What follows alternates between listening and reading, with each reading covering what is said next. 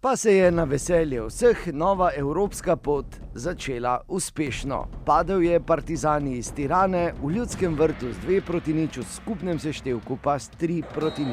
Začelo se je precej počasi, s pragmatično igro in prva priložnost v 13. minuti, ko je bil nekoliko prekratek vrhovec.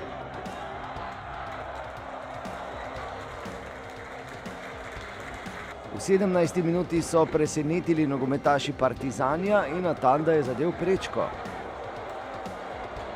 V 31. minuti pa verjetno odločilni trenutek tekme. Žogo si je lepo na levico naložil Dervišević in neubranljivo zadel za 1-0.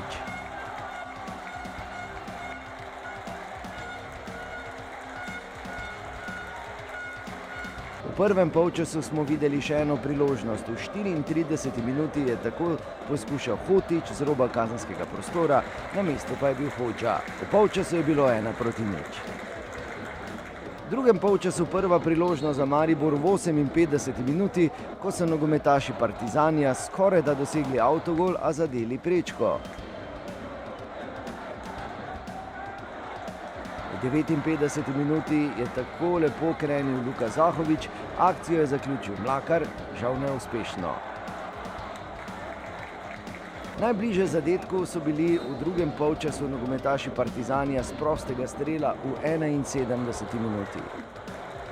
V 79. minuti je tako Hila testiral Handanovića, in to je bilo bolj ali manj to, kar smo videli od albanskih nogometašev. V 85. minuti še poizkus Zahovića iz prostega strela. Luka je poizkušal tudi v 92. minuti, a je žoga za las letela preko vrat.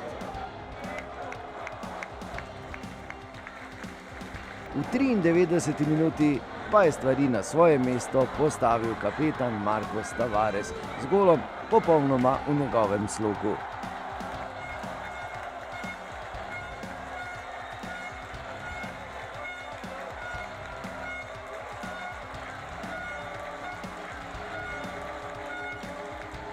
Na začetku so mogoče malo trpeli, kar je po eni strani normalno, vseeno so to evropski pokali, te kvalifikacije.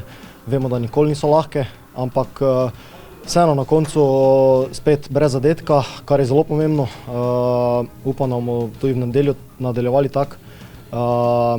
Na koncu, če pogledamo, vseeno mislim, da rutinirano zmagamo. Na koncu torej Maribor, Partizani Tirana 2-0 oziroma v skupnem seštevku 3-0.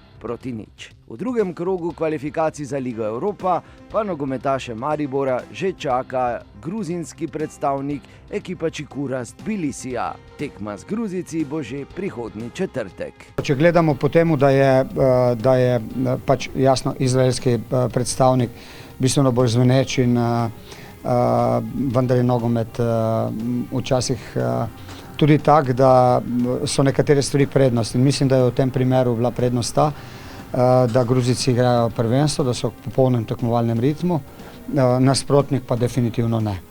In mislim, da so odigrali zelo malo prijateljskih tekem in najverjetneje je to razlog, čeprav smo se mi posvečali zelo detaljno tej tekmi in imamo zdaj dan, dva časa, da Gruzice spoznamo, kar se da dobro in se pač pripravimo na tekmica, kateri je, prepričan sem, dober.